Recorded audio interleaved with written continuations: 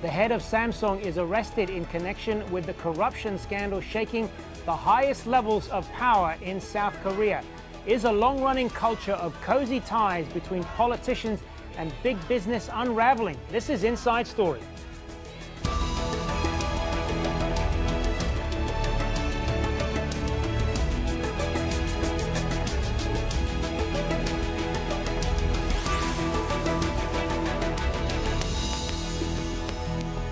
Hello and welcome to the program. I'm Hazem Sika. Well, South Korea's businesses have a reputation for being powerful and successful. They've been largely credited for the country's economic strength, and it's considered an honor to be hired by these multinational companies. But that reputation may now be taking a hit.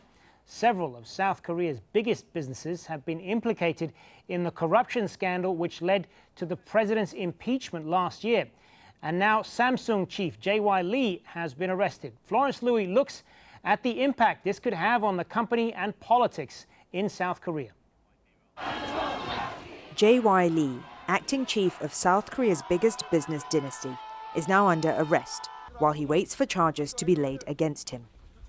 Lee is accused of paying nearly $38 million to organizations controlled by a confidant of impeached President Park Geun-hye in exchange for support to a Samsung merger in 2015. The merger, prosecutors have alleged, was for Lee to gain more control over the Samsung group. It is true that Samsung's growth can be attributed to collusion with politicians and those who have power. But it is also true that many Koreans believe it is better off for the country's economy to turn a blind eye to some mistakes of Samsung.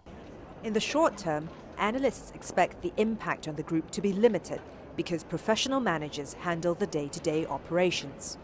But a senior Samsung official who doesn't want to be named has told us that if Lee is detained for a substantial period, it could affect the company in the longer term because the family has been very involved in setting the vision for the conglomerate. Samsung has survived scandals before. In 2008, Lee's father, Lee Kun-hee, was convicted of tax evasion, but eventually received a presidential pardon. Although the company is likely to weather this one too, some say its dynastic-style management ought to change. Samsung Corporate should be separated from the chairman of Samsung, although he has great influence of Samsung. This latest development will also have ramifications on President Park Geun-hye. She's been stripped of her powers while the Constitutional Court decides whether her impeachment should hold. Prosecutors trying to build a case against her have zeroed in on the illicit dealings between Samsung and the president. The Samsung chief's arrest has just given them a boost. Florence Louis, Al Jazeera, Seoul.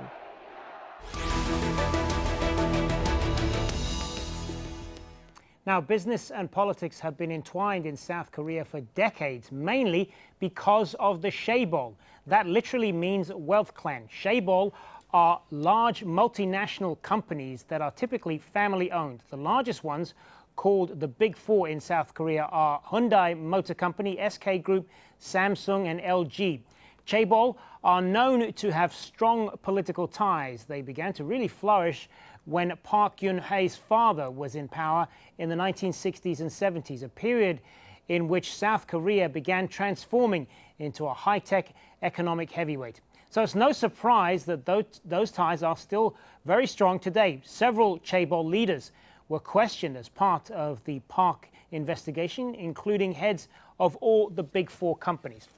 Well, let's bring in our guests now to talk more about this. From Seoul, we have Byungtae Lee. He is a professor at KAIST College of Business and an information technology business specialist.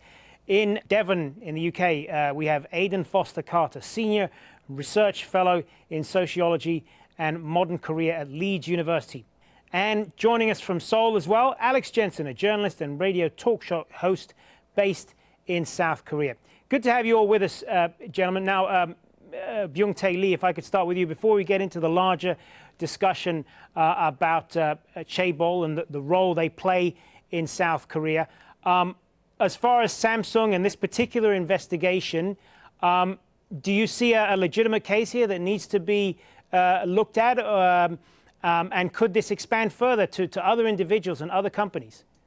I think it led to the other companies as well. These special prosecutors are very determined to actually, it's a politically charged to succeed in impeachment of the President Park. So this is a byproduct of that prosecution. So I think it's to support their case, actually they will go after other companies as well.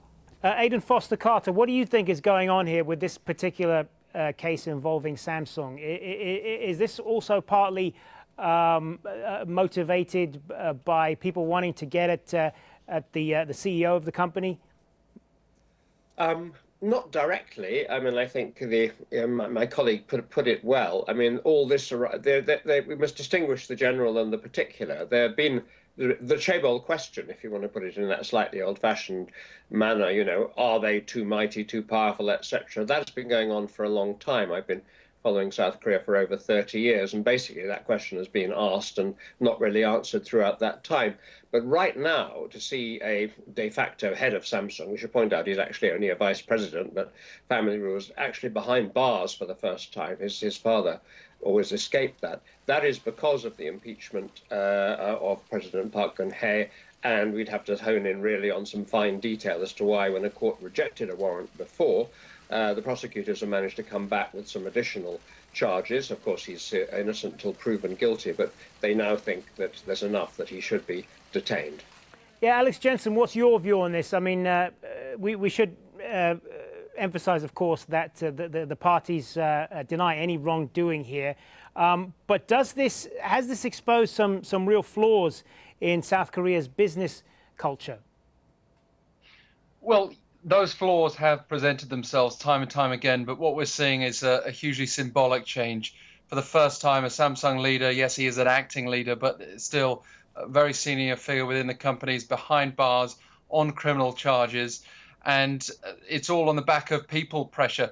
Once upon a time, not so long ago, it might have been harder to attack these people on the basis that they were seen as being so important to the economy. But now we've had millions of people on the streets, and it's been actually harder to appease them by keeping some of these officials out of prison. We've seen a number of government officials also going behind bars. And so to see Lee Jae-yong in detention, yes, not guilty yet, is a huge boost for this prosecution that we should also remember is running out of time to complete its period of investigation. So if it is going to go after other business leaders as well, it's going to have to hurry up in the process. Byungtae Lee, we talked earlier there about what the huge role that chaebol have played in transforming South Korea's economy from what was largely a developing country back in the 1950s, a very poor country, to what it is now, the economic and technological powerhouse that it is now. But do you think that the relationship between these conglomerates and the government has become too cozy, that it's now become too much of a problem? I think it has been changing a lot. In the past, chaebols bribed politicians to protect or to get favorable resources from the government. But recently, all the problems actually were caused by these regulations against this chaebols ownership structure. For example, the Samsung's case, the prosecutor's accusation is actually the Jae-yong Lee bribed the president or her close aides, informal aides, to strengthen his the M&As among his subsidiaries to strengthen his holdings over the company. And why he does that? Because of this unreasonably high inheritance tax law in Korea. So even though it's the same, the scandal or the bribes, actual nature of bribes has been changed. There is this huge confusion or the different opinions about what the good corporate structure should be among chaebols. in the past, most of the Korean business are family-owned or family businesses, but the public expectation is like public companies in the United States or Britain, so that the people expect a separation between ownership and management. That there's a huge confusion that caused this problem. So if we cannot come up with a social consensus, I think that will be that this kind of thing will repeat again and again. Aidan Foster-Carter, is that how you see it? Yes, I think so, and I'm a pessimist, really. The chaebol question, as I said before, is almost eternal. They are so big. They were indeed vital, as you said, in South Korea's rise to prosperity. That, of course, was state-led. It was not any sort of free market thing. It was basically a dictator taking a few favored companies, allowing them and them only prime bank loans, access to foreign exchange on strict condition that they then exported. And the structure that we have persists. As a result of this, they dominate the economy and particularly exports. Samsung Group in particular still accounts, I believe, for about 20% of exports.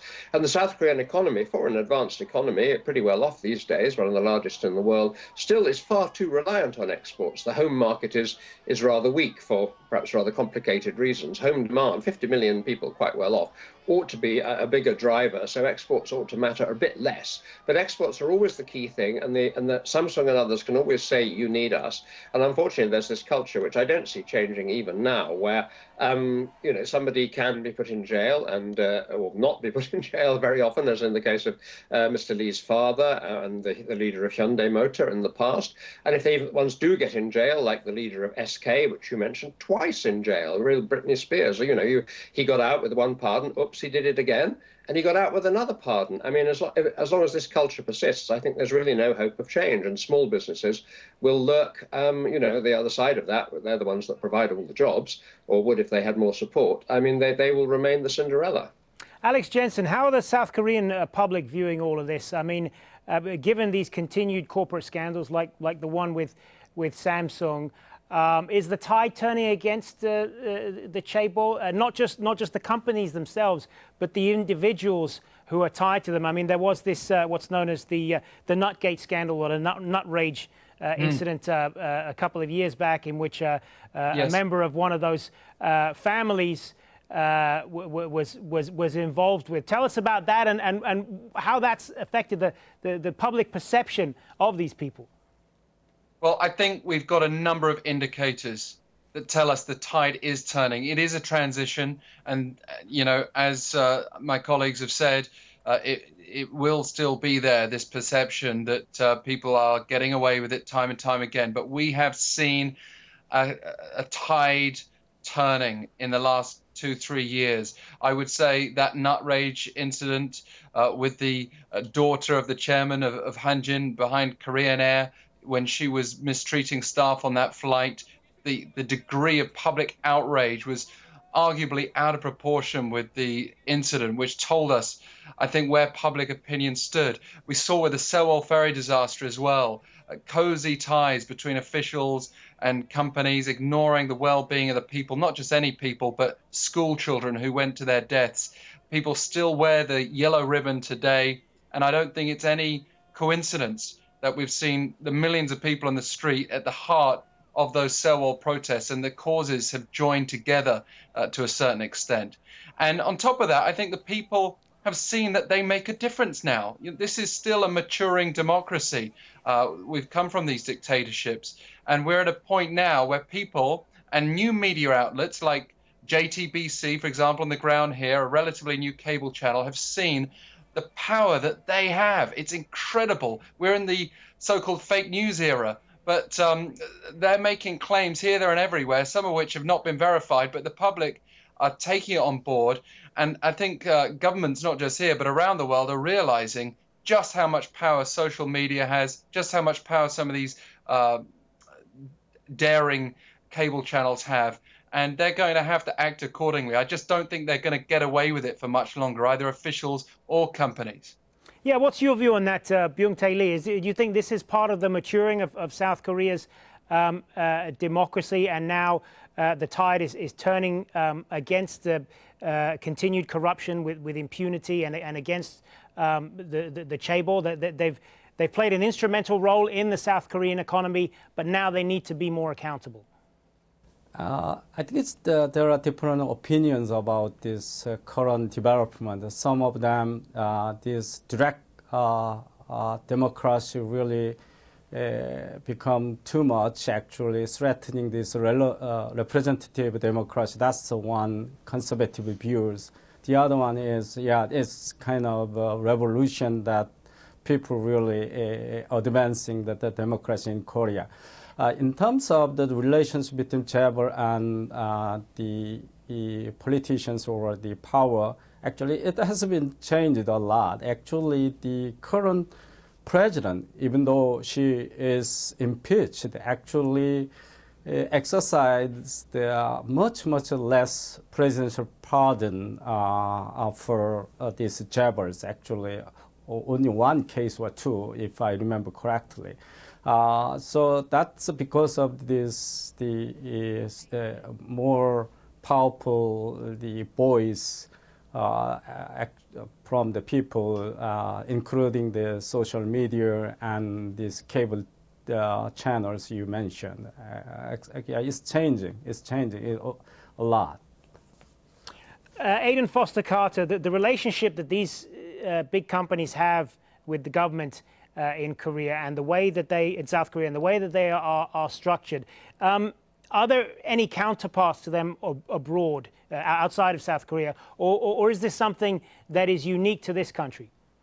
It's not absolutely unique. I mean, when the system was set up, it was widely said to be modeled on Japanese corporate arrangements, and so perhaps one should say past corporate Japanese arrangements. I'm not specifically expert on Japan, but my understanding is that there are some similarities, but that Japanese corporations have modernized more. And it's you can think that particularly the family side of things, which just persists and persists. I mean, you can think of some outside things. Think of News International, Murdoch handing things on to his offspring, but it's the exception. I mean, normally large multinational companies are run by the most competent person, and the idea that they might be related by blood to each other or handed down in the family as if it was a corner shop is bizarre. And time and again, we see the downside of this. The government always makes out, or the firms make out, Samsung is making out now that the loss of this one person will bring this entire global titan to a halt. But that's bizarre. It should surely all be teamwork. In Lotte, which is certainly a well-known name in Asia, if not more widely, hotel and retail, two feuding brothers causing immense damage to shareholders. And one could cite any number of examples. It really is, it's had its time, this. It really is not the way to run successful multinational companies. South Korea is now stuck in relatively low growth by its own past standards. It really does need to find a way forward. And I think really it has to balance the chaebol. But it's easy to say that. It's very hard to see how anybody will actually take them on. Perhaps the next president. President Park Geun-hye said she was going to and then did nothing about it when she actually got elected. Well, let's talk about that then more. Alex Jensen, I mean, we talked earlier about how the public feels about the chaebol, but is the political will there to take them on? Because they are very powerful, and they will likely fight any attempts at reform tooth and nail, won't they?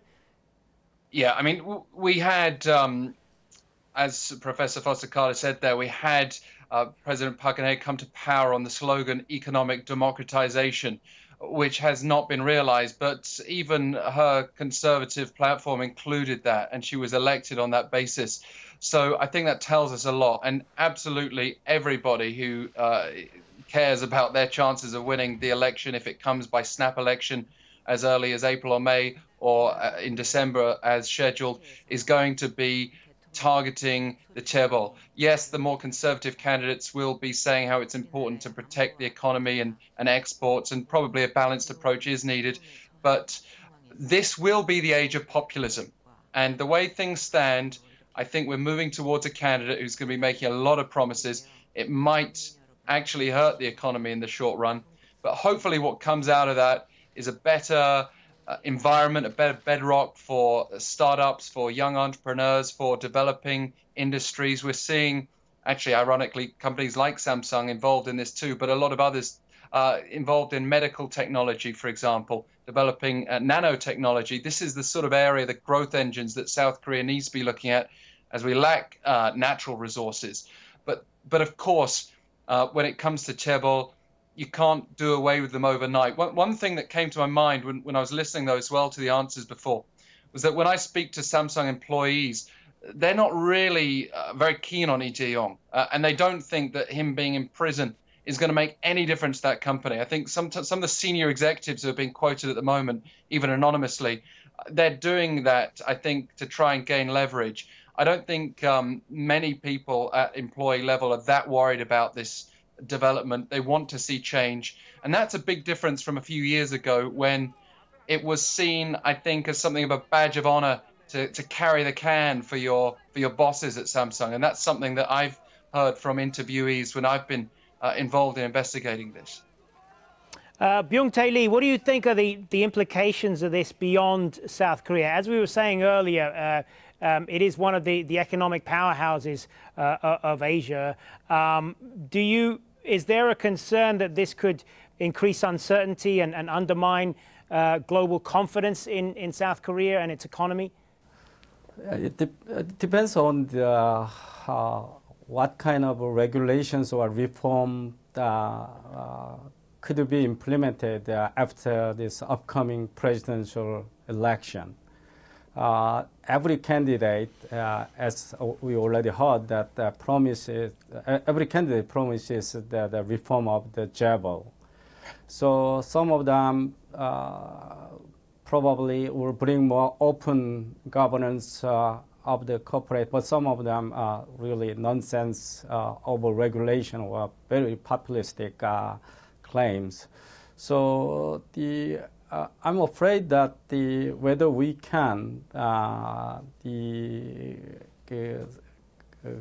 reach the consensus or under the calm and the normal situations, because it's very unusual politically charged time. So I hope that this unusual situation will bring the hasty solutions to this problem. It's very complicated ones, actually.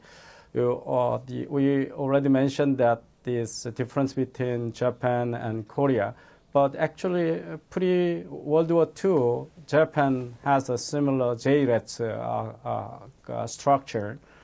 Difference was that at that time, those conglomerates in Japan even owned their own banks. So they owned and controlled the subsidiaries through those so-called zombie banks. But in Korea, we didn't allow that.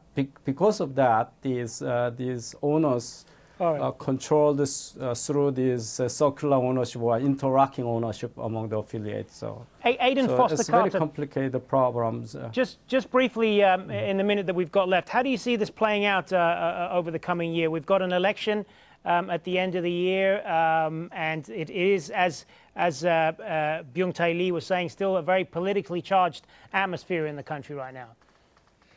I think, let me put my head on the chopping block and forecast, I think we'll get the election sooner. I think the Constitutional Court probably will support the impeachment of Park Geun-hye.